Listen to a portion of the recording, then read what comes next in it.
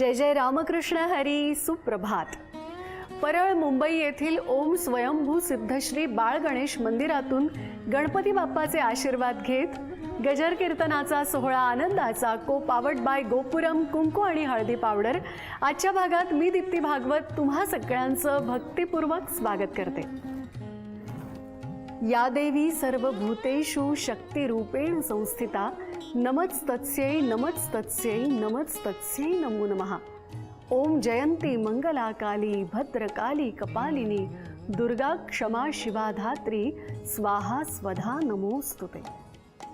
चराचरामधलं ईश्वरीय देवतत्व आपण जाणतो, पण याच चराचरातली एक प्रचंड मोठी शक्ती ती म्हणजे देवी तत्व देखील आहे. आपल्या महाराष्ट्रातलं एक सिद्ध शक्तिपीठ ते म्हणजे श्री क्षेत्र तुळजापूर. महाराष्ट्राची कुलस्वामिनी आई तुळजाभवानी हिचा अखंड निवास त्या स्थानी आहे. बघा ना, म्हणजे अशा काही पवित्र स्थानी कधी कधी आपण जातो आणि अश्रूंना जणू महापूरच येतो. पण खरं तर हे अश्रू म्हणजे आपल्या शुद्ध भावना असतात. त्यामुळे देवाला घडवलेला तो आपल्या अश्रूंचा अभिषेकच असतो. माझ्या बाबतीत तर गेल्या काही दिवस काय होतंय माहिती का, या न त्या माध्यमातून सतत आई तुळजाभवानी हाच विषय समोर येतोय. प्रत्यक्ष रूपात देवी आईचं दर्शन नक्कीच होईल, पण आज अप्रत्यक्षपणे कथेच्या माध्यमातून देवी आईपर्यंत पोहोचणं हा माझ्यासाठी आणि आपल्या सगळ्यांसाठी एक प्रकारचा राजमार्ग आहे. चला तर मग श्री क्षेत्र तुळजापुरी जाऊया. महाराष्ट्राची कुलस्वामिनी आई तुळजाभवानीच्या चरणी अनन्य भावे नतमस्तक होऊया. देवी आईकडे प्रार्थना करूया की हे देवी आई, तू जगताची जननी आहेस, जगताचं पालन करणारी आहेस. आम्ही तुझी लेकरं आहोत, आमचा सांभाळ कर, सगळ्यांना सुखात ठेव. तीर्थक्षेत्र महिमा कथेचा आजचा भाग आपल्यासमोर प्रस्तुत करणाऱ्या कथाकार आहेत देवी वैभवी श्रीजी. पुंडरीक वरदा हरिविठ्ठल श्री ज्ञानदेव तुकाराम पंढरीनाथ भगवान की जय. नमामि सद्गुरुं शांतं सच्चिदानंद विग्रहं पूर्ण ब्रह्म परानंदं ईशमानंदी वल्लभं चिंता संतान हंतारो यत्पादाम्बुजनेणवः स्वीयानां तान्निजाचार्यान् प्रणमामि मुहुर्मुहुः. या तीर्थक्षेत्र यात्रेचा महिमा या ठिकाणी बीड जिल्हा आणि अहिल्यानगर जिल्हा मोतीबिंदू मुक्त करण्याचा संकल्प करणारे नेत्रतज्ञ डॉक्टर अशोक महाडिकजी, आनंद ऋषी नेत्रालय अहिल्यानगर यांच्या अमृत महोत्सवानिमित्ताने स्वर्गीय जुंबरलालजी खाटोड सामाजिक प्रतिष्ठान बीड द्वारा आयोजित ही झी टॉकीज प्रस्तुत तीर्थक्षेत्र महिमा अंतर्गत आपण आज भगवती जगदंबेचं उदौद करणार आहोत. आपली तीर्थक्षेत्र महिमा कथा देहूवरून आळंदी माहूरगडावरून आज तुळजापुराला येते. शक्ती भक्तीचं समन्वय तुळजापूर. विस्तारपूर्वक या कथा महिमाला आपण श्रवण करणार आहोत. भगवतीच्या नावाचा उदौद करणार आहोत. अनेकोंची कुलदेवी कुलस्वामिनी भवानी, जय भवानी म्हणल्यानंतर सहजच आपल्या मुखात येतं जय शिवाजी. पण ही भगवती भवानी अंबा परांबिका ही कुणाकुणासाठी आली हे आपण आज जाणून घेणार आहोत. त्या तीर्थाचा महिमा इतका अगाध आहे की अक्षरशः काशीला जे अष्टभैरव आहे, पूर्ण विश्वामध्ये विश्वनाथाजवळ अष्टभैरव जे काशीत आहे ते तुळजापुरात आहे. मनकर्णिका घाट, महादेव माता पार्वतीच्या ज्या पद्धतीने साक्षी आहे त्या प्रकारेनं तुळजापुरामध्ये भवानी जगदंबेचं वास्तव्य म्हणजे साक्षात अर्धनारी नटेश्वरांचा त्या ठिकाणी असलेला आपण सगळ्यांकरता प्रसाद आहे. असं म्हणायला काही हरकत नाही की भाविकांसाठी तुळजा भवानी शक्तीचं मुख्य केंद्र आहे, मुख्य केंद्र. आणि आज त्या शक्तीचा उद करत, त्या शक्तीचा जय जयकार करत आपल्यामधल्या शक्तीचं जागरण करूया. त्या अद्भुत दिव्य शक्तीचं जागरण करण्या अगोदर सगळ्यांनी मिळून नामस्मरण करू आणि मग कथा आरंभ करू. हरी हरी हरी तुम्ही स्मरण करा रे, हरी चरणासी तुम्ही हृदयी धरा रे. हरी हरी हरी तुम्ही स्मरण करा रे, हरी चरणासी हृदयी धरा रे. हरी हरी हरी तुम्ही स्मरण करा रे. हरी हरी हरी तुम्ही स्मरण करा रे.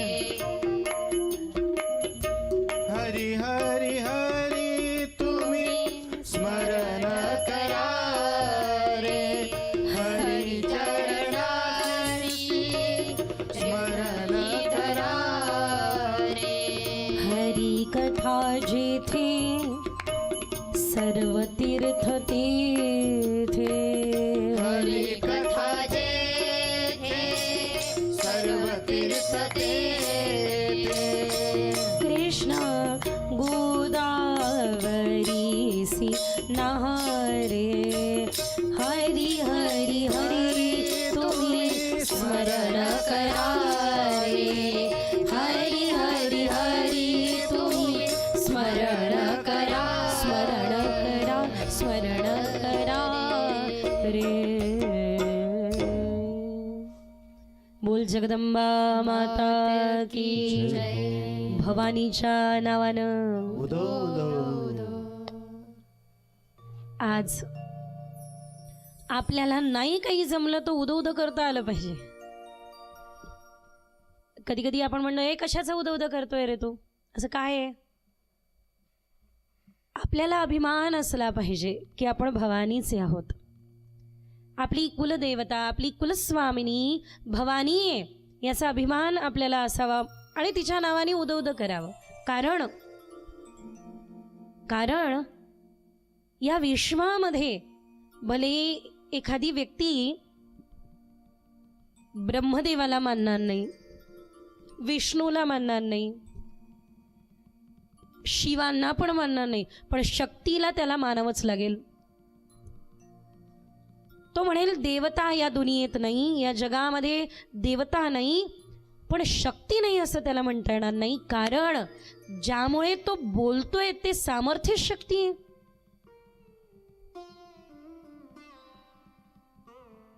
तुळजाभवानीचं तुळजापुरातलं जे मंदिर आहे ना, ते मंदिरच आद्यगुरु शंकराचार्यांनी स्थापित केलं असं तिथे म्हटलं जातं.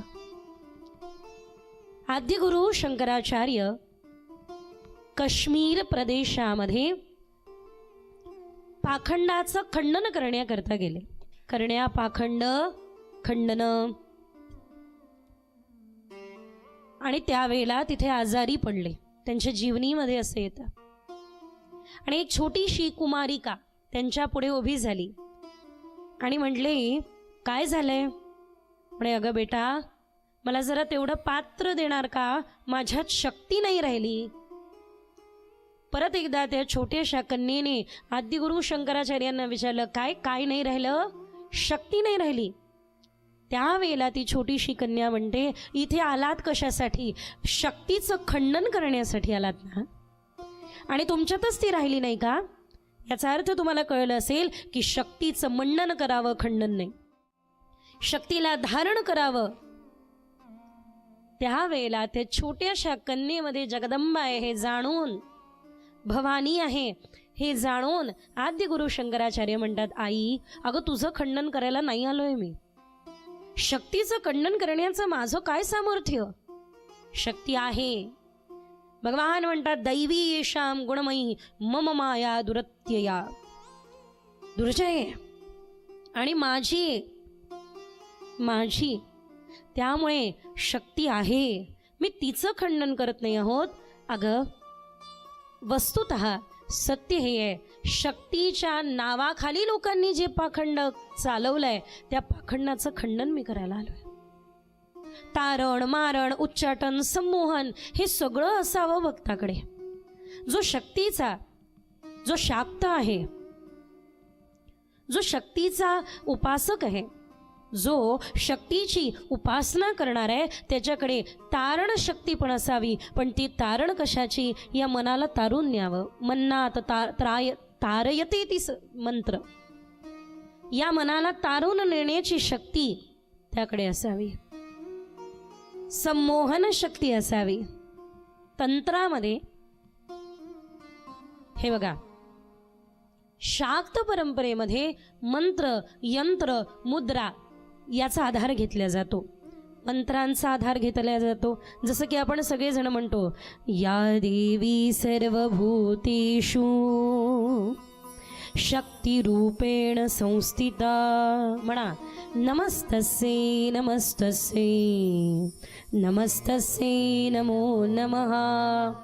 या देवी सर्वभूतेषु कायारूपेण संस्थिता. म्हणा, नमस्तस्यै नमस्तस्यै नमस्तस्यै नमो नमः. शक्तीने म्हणा, या देवी सर्वभूतेषु छायारूपेण संस्थिता. म्हणा, नमस्तस्यै नमस्तस्यै नमस्तस्यै नमो नमः. या देवी सर्वभूतेषु क्षुधारूपेण संस्थिता.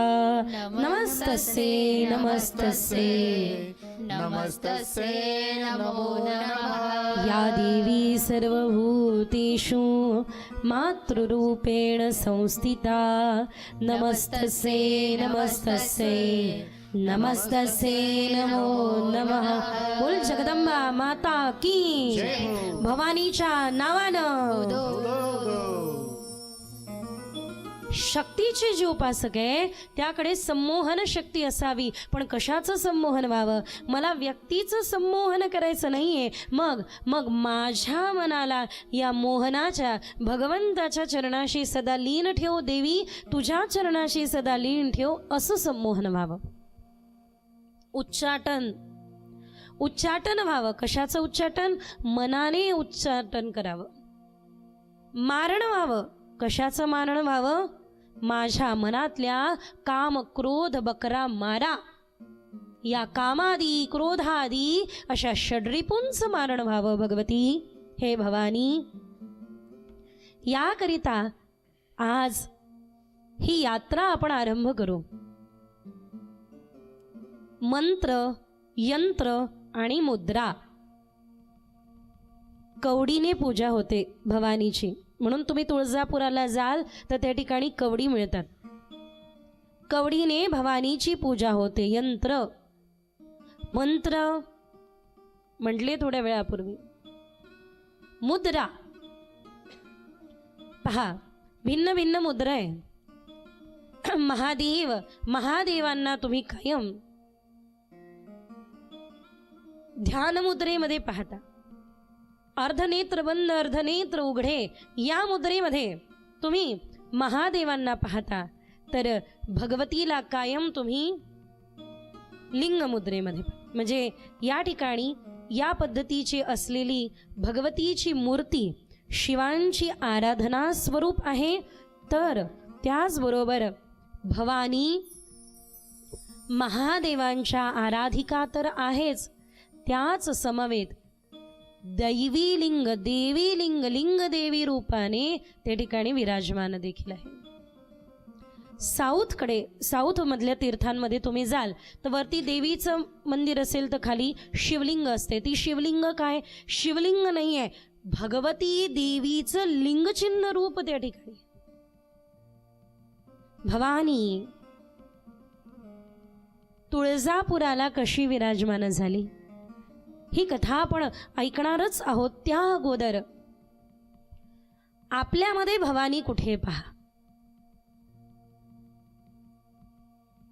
सगळ्या प्रकारच्या भवरोगाची संपूर्ण हानी करणारी म्हणजे भवरोगाला दूर करणारी भवानी आपल्यामध्ये कुठे आहे? कुंडलिनी शक्ती या रूपाने. काही लोक म्हणतात चला ध्यानाला, कुंडलिनी जागृत करतो तुमची. अशांच्या दूर राहत त्यांना सावध होऊन सांगा की आम्ही तीर्थक्षेत्र महिमा कथा ऐकलेली आहे. हे देह तीर्थ आहे आणि या देहरूपी तीर्थामध्ये भवानी कुंडलिनी शक्ती रूपाने सदैव जागृत आहे. सदैव. स्पिरिच्युअल मार्केटिंग करायची गरज नाही, अध्यात्माचा बाजार मांडण्याची गरज नाही, कुंडली जागी करण्याची भ्रांती मनामध्ये ठेवण्याची गरज नाही, कारण कुंडली जागीच आहे. हा सगळा ऊर्जेचा खेळ आहे, हा सगळा शक्तीचा खेळ आहे. चला, भवानी म्हणजे तुळजापुराची यात्रा करण्याआधी आपण आपल्या कुंडलिनीची यात्रा करायची का? आपल्यामधल्या शक्तीची यात्रा पाहायची का? चला,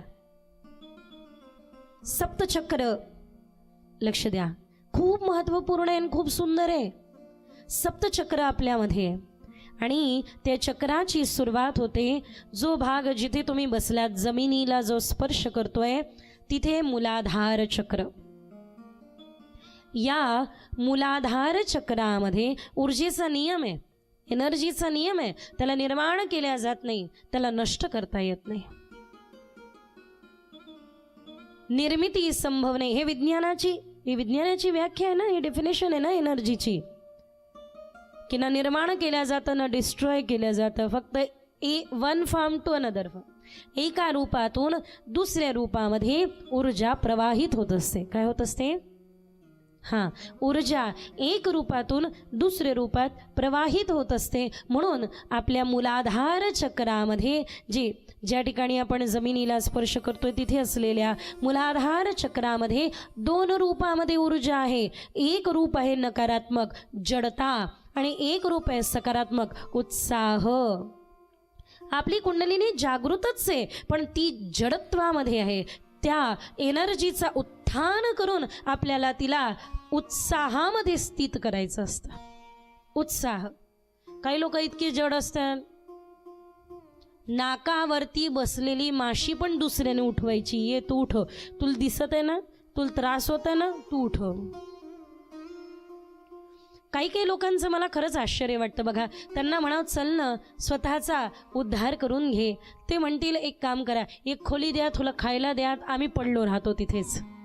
जन्मजन्मांतरीचे जे बंधक आहे, जन्मजन्मांतरीचे जे बंधनामध्ये आहे, त्यांना तुम्ही कितीही मुक्त करण्याचा प्रयत्न करा, त्यांना व्हायचंच नसतं ना. नाथाळाचे माठी. म्हणून तुकोबराय अशांसाठी म्हणतात की अरे जाग हो उठ, जाग हो उठ, आपणा सारिखी करती तत्काळ. अरे जाग हो, माझ्यात जी ऊर्जा आहे ती तुझ्यात आहे, हे संत सांगतात. एकदा एक सिंह, लक्ष द्या, एकदा एक छोटासा छावा वाघीण, सिंहने वाघीण एका छोट्याशा छाव्याला जन्म घालते. आणि तुम्हा सर्वांना माहिती आहे कधी कधी प्रसूती करत असताना आईचा जीव दगावतो. तर एका छाव्याला जन्माला घालत असताना आई मरण पावली, म्हणजे ती वाघीण मरण पावली. तर तो छोटासा वाघ इकडे तिकडे फिरायचं. त्या छोट्याशा वाघाला एका शेळी पाळणाऱ्याने पाहिलं. म्हणे हे बरं आहे राव, हे बरं आहे, आपण याला सांभाळू. तुम्हाला माहिती आहे हे जे सर्कशीतले वाघाला ट्रेनिंग देतात ते कसं, ते तुमच्या मानसिकतेवर घावा करतात. ती तुमची उच्चाटनाची यात्रा थांबवतात. ती तुमची जी मानसिकतेची यात्रा आहे ती तिथे मध्ये ब्रेक करतात. कशी? सगळ्यात पहिले त्याला एका गड्ड्यामध्ये पाडतात. त्या छाव्याला तो तडपतो, तो बाहेर निघण्याचा प्रयत्न करतो. भूक हा प्यासा असतो, तहानलेला असतो, त्याला भूक लागलेली असते. तो पडून राहतो आणि मग उठतो. मग ज्या वेळेला बाहेर त्याला काढल्या जातं त्यावेळेला त्याला चालता येत नाही. पुढे त्यावेळेला त्याला खाऊ घालतात, त्याला पाणी देतात, खूप खाऊ घालतात, खूप पाणी देतात. आता त्याची शक्ती आली असते. आता त्याच्याजवळ कोणी जात नाही, कारण किती काही केलं तरी वाघाच आहे. त्याला एकदम कच्च बांधतात साखळदंडाने. तो स्वतःला सोडवण्याचा प्रयत्न करतो. 3-4 दिवस त्याला पाहतच नाही आणि त्याला काही खायलाही देत नाही. 3-4 दिवस त्याला बांधून ठेवल्यानंतर मग त्याला खायला देतात, कारण त्याची शक्ती क्षीण झाली आहे. त्याच्याजवळ जातात, पाणी देतात, खूप खायला देतात आणि मग साखळदंडाने बांधत नाही, मग साध्या दोरीने बांधतात. त्याच्यात तो बांधला जातो.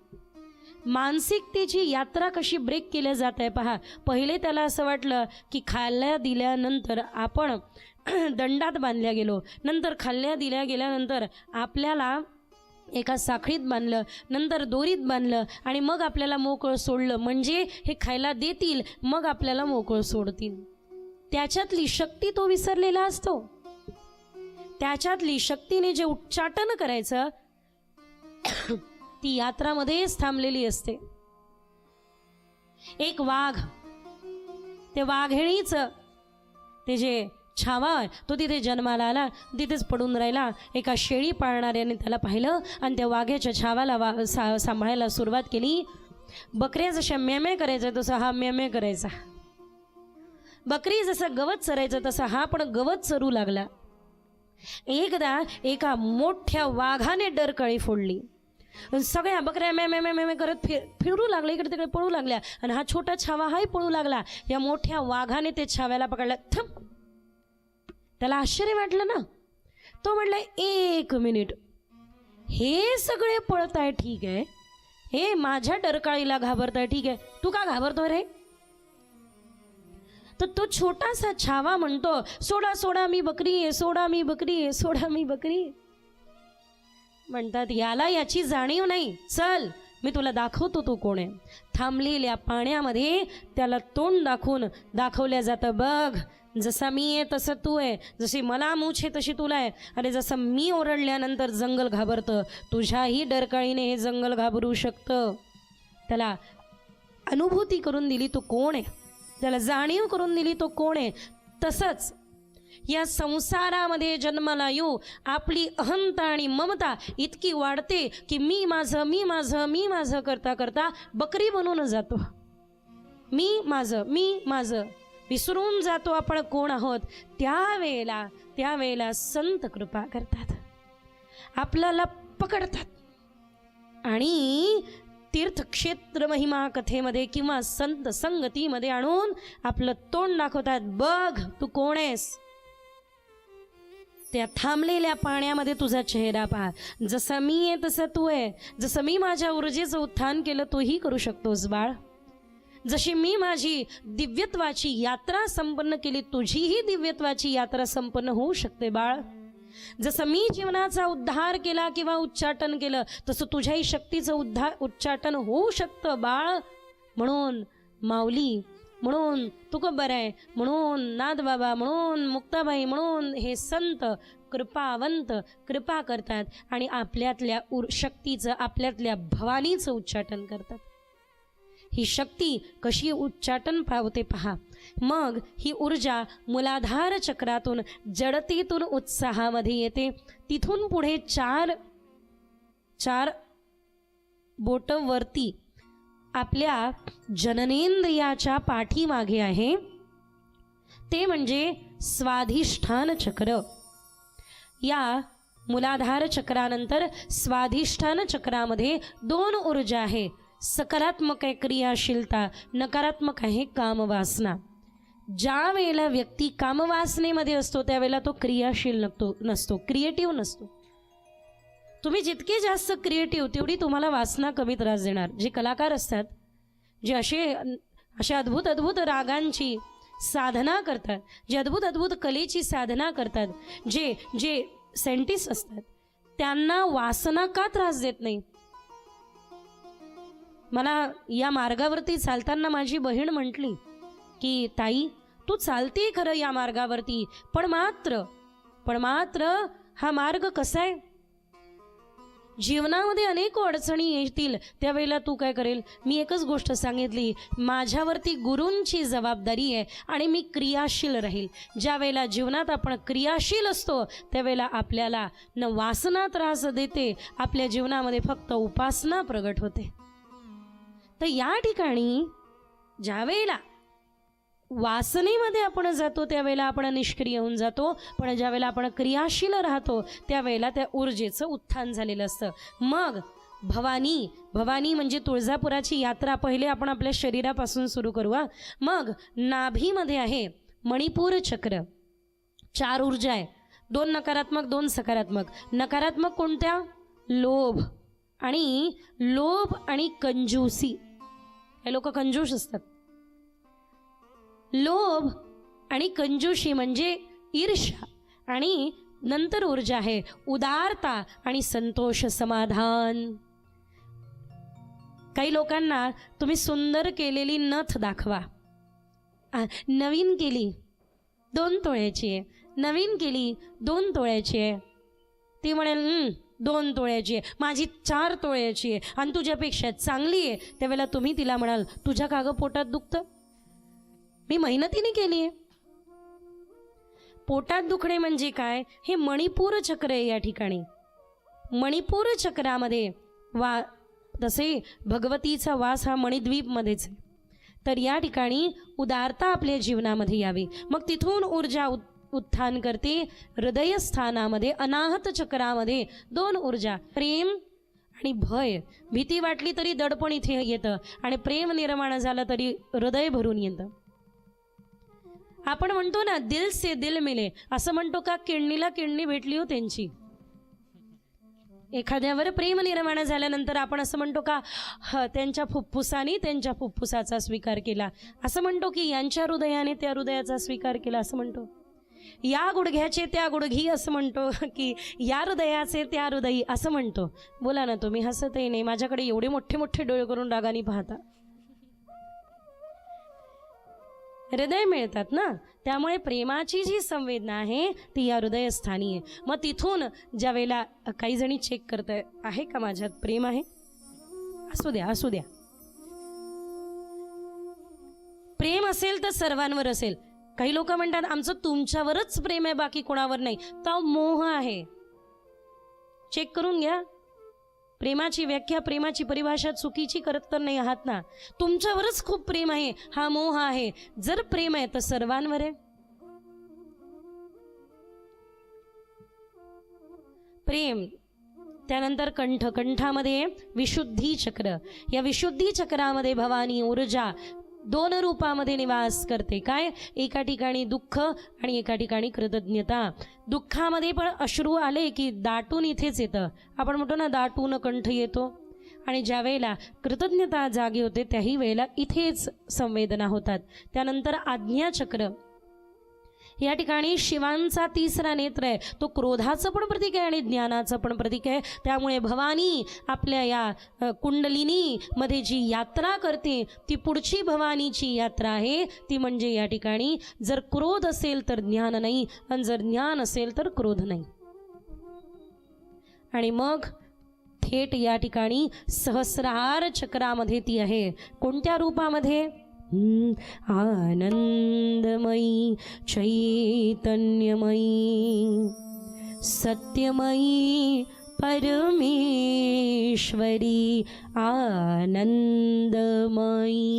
चैतन्यमयी सत्यमयी परमेश्वरी आनंदमयी चैतन्यमयी सत्यमयी परमेश्वरी. इथे सहस्रहार चक्रामध्ये ती आनंदी रूपामध्ये येते, आनंददायिनी रूपामध्ये येते. म्हणून तुळजापुराची यात्रा करण्या अगोदर भवानीची आपल्या कुंडलिनीमध्ये होणारी जी यात्रा आहे ते यात्रेचं आपण दर्शन करूया. म्हणून वेगवेगळ्या चक्राचे वेगवेगळे असे बीज मंत्र आहे. ठीक आहे, हाताने टाळी वाजवा आणि मुखाने सगळ्यांनी म्हणा हरी बोल. आनंदमयी चैतन्यमयी सत्यमयी परमेश्वरी. आनंदमयी चैतन्यमयी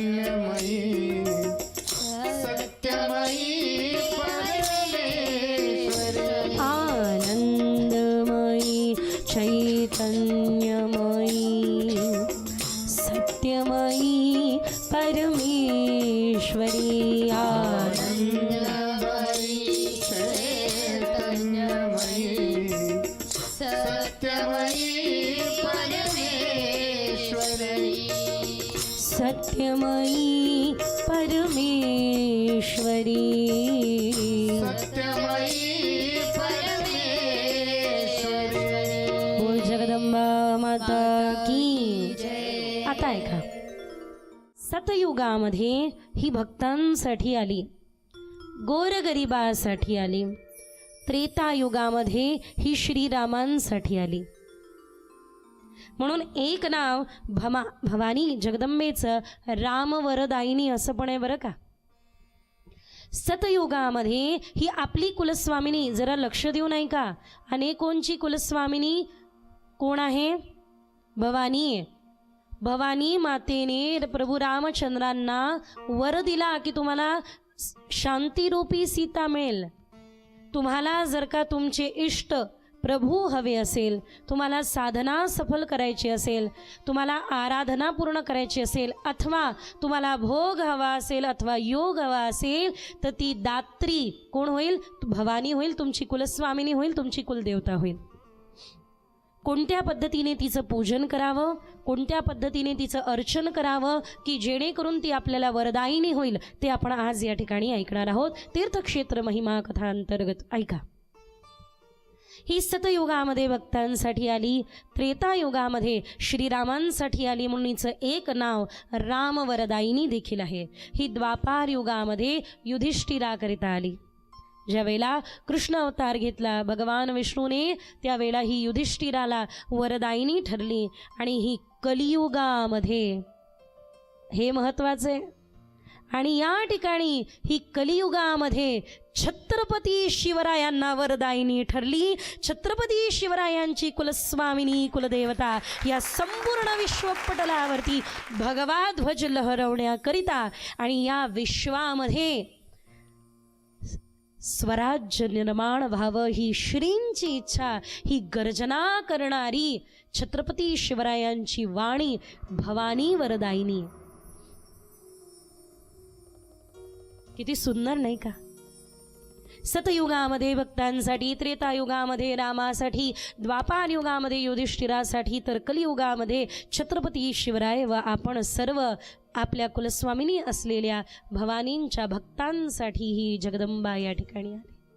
चला, हे तुळजापूर पहिले चिंचपूर होतं, भरपूर चिंचाची झाडं होती. नंतर कर्दमांची पत्नी देवहूतीला आशीर्वाद देण्याकरिता आणि तिचं दुःख हरण करण्याकरता ही त्वरित आली. म्हणून ही त्वरिता झाली. ही त्वरिता त्यावेळेला म्हणवली, पण मात्र कोणी त्वरिताचं त्वरत त्वरत तुळज असं होता होता तुळजापूर झालं. तुळजा त्वरिताचं त्वरत झालं, मग वेगवेगळं होत गेलं आणि अपभ्रंश म्हणून तुळजा. पण मात्र तुळजापुराची, तुळजापूरवासिनी ही भवानी, ही जगदंबा या ठिकाणी आपल्याला दर्शनाकरता उपलब्ध होते. पण तत्पूर्वी प्रत्येक ठिकाणी आजकाल आहे ना, आय लव हे आय लव ते, तसं आय लव तुळजापूर इथून आपण सुरुवात करू. ज्या वेळेला आपण प्रवेश करतो वसुधा धाराशिव जिल्ह्यामध्ये हे तीर्थ आहे. प्रवेश केल्यानंतर वाटेत सर्वात पहिले विघ्नहर्ता गणेशाचं दर्शन आपल्याला त्या ठिकाणी होतं. पुत्ररूपात पण आहे आणि त्याचबरोबर भवानी पार्वती माता स्नानाला गेली त्यावेळेला संरक्षण करता कोणाला उभं केलं? गणपतीलाच उभं केलं. तर तुम्ही प्रत्येक ठिकाणी हे जे श्री गणेश कधी वरती पाहतात, चांदीच्या याच्यात असतात, कधी दगडामध्ये कोरलेले असतात. तो श्री गणेश विघ्नहर्ता बुद्धिदाता देवता आहे. आपली बुद्धीची शुद्धी व्हावी, तुळजापूर या तीर्थक्षेत्रामध्ये प्रवेश करत असताना प्रथम आपल्या बुद्धीची शुद्धी व्हावी याकरता श्री गणेशाची वंदना. आणि यानंतर आपण प्रवेश केल्यानंतर दोन पद्धतीने, तसं तर 3 पद्धतीने दर्शन होतं. एक आहे मुखदर्शन, एक आहे सामान्य सर्वांकरता दर्शन, धर्मदर्शन. तिथे जी पावती घेतल्या जाते आणि त्वरित दर्शन करून दिल्या जातं त्या धनादीचा उपयोग त्या तीर्थक्षेत्राच्या डेव्हलपमेंटसाठी वापरला जातो. तीर्थ डेव्हलप व्हावे अशी आपली इच्छा आहे. खरंच आपल्या भारताचं वैभव जर का काही असेल तर ते आपले तीर्थ आहे. किती लोकांना वाटतं बरोबर आहे? हात वर करा. मी या अगोदर देखील बोलले आणि परत बोलेल की विदेशामध्ये समुद्राचे किनारे देखील वासनेने भरले, तर आपल्या या भारत देशामध्ये समुद्राचे किनारेच नव्हे तर पर्वतरांगा देखील देवी देवतांनी भरलेले आहे. हे आपल्या भारत देशाचं, भारतभूमीचं वैभव आहे. त्यामध्ये एक तुळजापूर म्हणजे भवानी तीर्थ. ज्या वेळेला आपण प्रवेश करतो, प्रवेश केल्यानंतर आपल्याला सगळ्यात प्रथम जर का दर्शन होतं तर ते त्या ठिकाणी म्हणजे कल्लोळ तीर्थ. त्या ठिकाणी अनेको जण स्नान करतात. हे कल्लोळ तीर्थ का म्हणवल्या गेलं, आता त्याची अतिशय सुंदर कथा आहे, जरा लक्ष द्या. कल्लोळ तीर्थामध्ये जर का तुम्ही पाहाल तर अनेको तुळजापुरामध्ये येणारे भाविक त्या ठिकाणी स्नान करतात. फक्त स्नान करत नाही, गोमुख तिथे लगेच लागू नये. त्या ठिकाणी जे स्नान करणारे भाविक आहे त्यांचा अनुभूती आहे, संधिवात, अनेको दुःख, चर्मरोग आदी त्या ठिकाणी बऱ्याच जणांना बरे होण्याची प्रचिती प्राप्त झाली. हा तुमचा भाव फल देतो. बरेच जण म्हणतात मग आम्ही पण केलं स्नान, आम्हाला का काही नाही झालं? हो, भाव असावा, विश्वास असावा. विश्वास नसेल तर विषाचा वास होतो आणि विश्वास असेल तर मात्र मूकं करोति वाचालं पंगुं लंघयते गिरिं यत्कृपातमहं वन्दे. हे कल्लोळ तीर्थ कल्लोळ या नावाने का? भगवती जगदंबा महिषासुर मर्दिनी झाली. कशी झाली? आई गिरी नंदिनी नंदित मेदिनी विश्वविनोदिनी नंदनुते गिरिवर विन्य शिरोदिनी वासिनी विष्णुविलासिनी जिष्णुनुते भगवती हे शितिकंठ कुटुंबिनी भूरि कृते जय जय हे महिषासुर मर्दिनी रम्यकपर्दिनी शैलसुते सुरवर वर्षिणी दुरधर दर्शिणी दुर्मुख वर्षिणी हर्षरती त्रिभुवन पोषिणी शंकर तोषण मोषिणी घोषरते धनुजनी रोषिणी दितिसुत रोषिणी दुर्मद शोषिणी सिंधुसुते जय जय हे महिषासुर मर्दिनी रम्यकपर्दिनी आई मयि दीन दयालु तया कृपयैव त्वया भवितव्यमु मे अयि जगतो जननी कृपयासि यथासि तथानुमितासि रमे यदुचितमत्र भवत्कुरलीकुरुतादुरुतापं पाकुरु मे जय जय महिषासुरमर्दिनी शैलसुते अम्बे जगदम्बे जगदम्बे जय जय अम्बे अम्बे जगदम्बे जगदम्बे जय जय अम्बे अम्बे जगदम्बे जगदम्बे जय जय अम्बे अम्बे जगदम्बे जगदम्बे जय जय अम्बे अम्बे जगदम्बे जगदम्बे जय जय अम्बे. भवानी जगदंबा, भवानी जगदंबा सिंहावरती आरूढ होऊन ज्या वेळेला रणभूमीमध्ये पोहोचते, महिषासूर म्हणजे जडता आणि भवानी म्हणजे चैतन्यता. महिषासुराच्या जडतेला समाप्त करण्याकरिता ही सिंहवाहिनी खड्गधारिणी जगदंबा जागो जागो जगदंबे जगदंबे जय जय अंबे जागो जगदंबे जगदंबे जय जय अंबे. अतिशय सुकोमलीचे चरण आहे, लाल लाल महावरीने पायाला लावलेले. सकल देवी देवतांनी या ठिकाणी तिचं वंदन चरणाला केलेलं आहे. भवानीच, तीच भवानी जिने पायामध्ये नुपूर धारण केलेली आहे. या भवानीने लाल लाल वस्त्र परिधान केलेले, सुंदर कमरपट्टा, बाजूबंद, अतिशय सुरेख स्वरूप, लांब लांब केस जणू अनेको नागांना आपल्या मस्तकावरती धारण केलंय. ललाटावर भाळी कुंकुम आहे. आणि ज्या वेळेला भगवती जगदंबा ही भवानी अतिशय भलं मोठं माथ्यावरती कुंकुम, गळ्यामध्ये कवडीच्या माळा धारण करून, कमलगट्ट्याच्या माला धारण करून, महिषासुररूपी आपल्यामधल्या या तीर्थक्षेत्र महिमातल्या या जडतारूपी, काही लोक तीर्थात जातात आणि झोपून राहतात, जडतारूपी महिषासूर. चला हो जरा फिरून येऊ. नाही नाही नाही झोप काढू. अहो तीर्थात काय झोप काढायला जायचं काय? अहो चला, जेवढं पाहता येईल तेवढं पहा, जेवढं दर्शन घेता येईल तेवढं दर्शन घ्या. झोप काही नेहमीची आहे. जडतेला बाजूला सारा. थोडं चालावं लागलं म्हणून काय झालं, थोडं आपल्याला फिरावं लागलं म्हणून काय झालं, थोड्या सुविधा कमी असल्या म्हणून काय झालं. तीर्थामध्ये गेल्यानंतर काय करावं, थोडासा त्याग, थोडीशी साधना, थोडी उपासना, थोडी आराधना, थोडं चिंतन करावं. वासना त्यागावी महाराज.